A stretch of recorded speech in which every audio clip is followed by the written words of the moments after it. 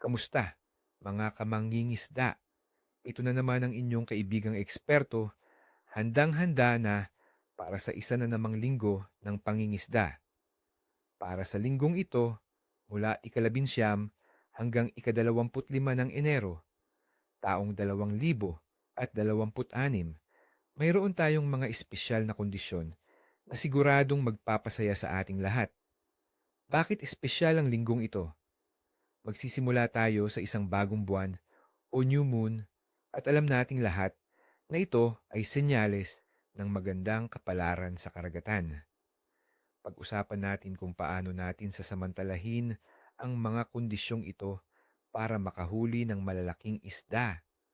Kaya ihanda na ang inyong mga gamit dahil sisirin natin ang pinakamalalalim na sikreto ng pangingisda para sa linggong ito.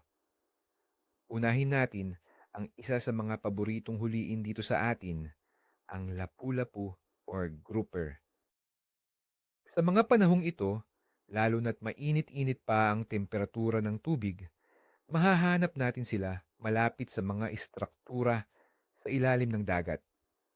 Hanapin ninyo sila sa mga bahura, malalaking bato, o mga lubog na barko sa lalim na 20 hanggang 40 metro. Dahil sa paparating na malakas na agos dala ng bagong buwan, magiging mas aktibo sila sa pag-aabang ng kanilang makakain. Sa aking karanasan, pinakamabisang gamitin ngayon ang bottom fishing. Gumamit ng buhay na pain tulad ng maliliit na galunggong o kahit hipon. Siguraduhing sapat ang bigat ng inyong pabigat para manatili ang pain sa ilalim kung saan sila nag-aabang.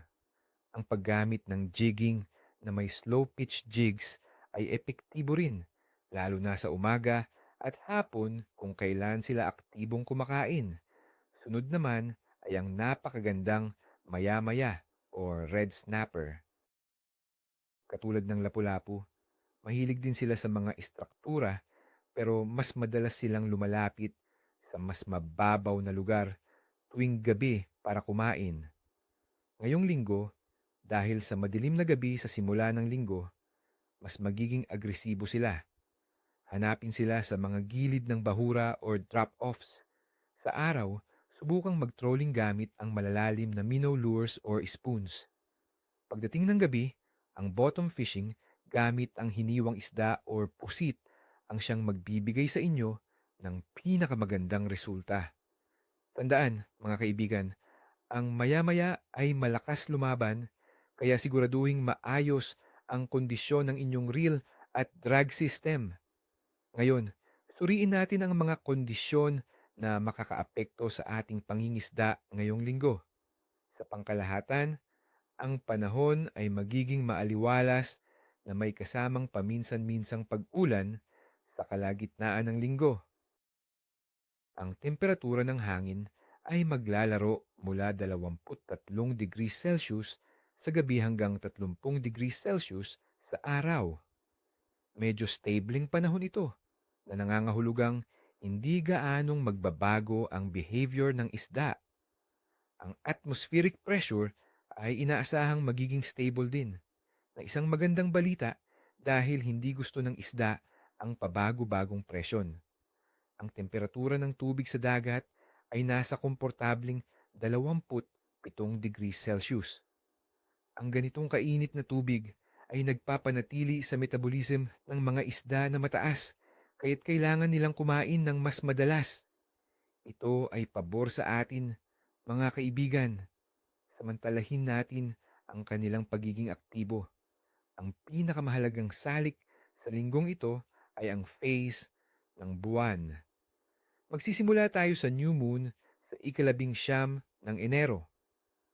Ayon sa mga kasabihan at sa aking sariling karanasan, ang mga araw kasunod ng new moon ay nagdudulot ng excellent na pagkakataon sa pangingisda.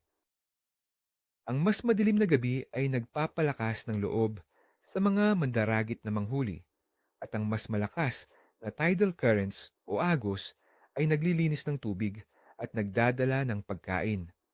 Ang buong linggo ay nasa ilalim ng waxing crescent na maitinuturing na magandang panahon para sa pangingisda. Sa pangkalahatan, ang aktibidad ng isda ay mataas ngayong linggo. Ang mga predator na isda tulad ng lapu-lapu, maya-maya, at talakitok ay magiging napakaaktibo. Ang mga bite fish o maliliit na isda ay magiging abala rin, kaya't asahan ang maraming aksyon sa karagatan. At ngayon, para sa ating pinakahihintay, ang forecast sa bawat araw. Ikalabinsyam ng Enero, Lunes. Ang forecast ko ay mahusay. Ito ang unang araw pagkatapos ng new moon. Asahan ang malakas na bite, lalo na sa umaga. Ang panahon ay medyo maulap na may maliit na tsansa ng pag-ulan sa gabi. Perpekto para hindi mailang ang mga isda. Ikadalawampu ng Enero, Martes. Ang forecast ko ay maganda.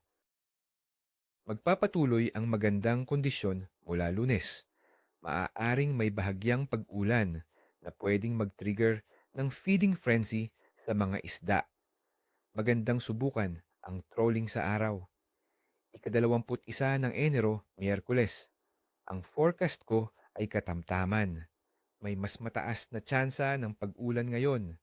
Bagamat ang ulan ay mabuti, kung masyadong lumakas, maaaring medyo maging matamlay ang mga isda. Mag-focus sa bottom fishing malapit sa mga istruktura. Ikadalawamput-dalawa ng Enero, Huwebes. Ang forecast ko ay katamtaman hanggang maganda. Medyo bababa na ang tsansa ng ulan. Ang papalaking buwan ay patuloy na nagbibigay ng magandang kondisyon sa paghahanap ng pagkain ng mga isda. Magandang araw ito para subukan ang iba't ibang lures. Ikadalawamput-tatlo ng Enero, Biyernes. Ang forecast ko ay maganda. Ang panahon ay magiging mas maaliwalas. Ang bite ay inaasahang magiging aktibo sa buong araw, lalo na sa pagtaas at pagbaba ng tubig o tide changes. Ikadalawamput-apat ng Enero, Sabado. Ang forecast ko ay mahusay, perpektong araw para sa weekend fishing. Maaliwalas ang panahon at ang mga isda ay dapat na napakaaktibo. Gamitin ang lahat ng natutunan ninyo at siguradong may tropeyo kayong maiuuwi. Ikadalawamput-lima ng Enero, Linggo. Ang forecast ko ay maganda. Isa pang magandang araw para sa pangingisda bago matapos ang linggo. Maaaring may bahagyang pag-ulan sa hapon, kaya't maging handa. Mag-focus sa mga napatunayan ng epektibong lugar. Ayan mga kaibigan, ang ating kumpletong gabay para sa isang linggong puno ng aksyon. Sana ay makatulong ito sa inyo na mapuno ang inyong mga cooler. Laging tandaan ang kaligtasan sa dagat. Ni hito, ni isa mang ipis. Hanggang sa susunod na video, maligayang pangingisda. Huwag kalimutang mag-subscribe, i-like ang video na ito at mag-iwan ng komento sa ibaba. Ano ang plano ninyong huliin ngayong linggo? Ibahagi ang inyong mga kwento.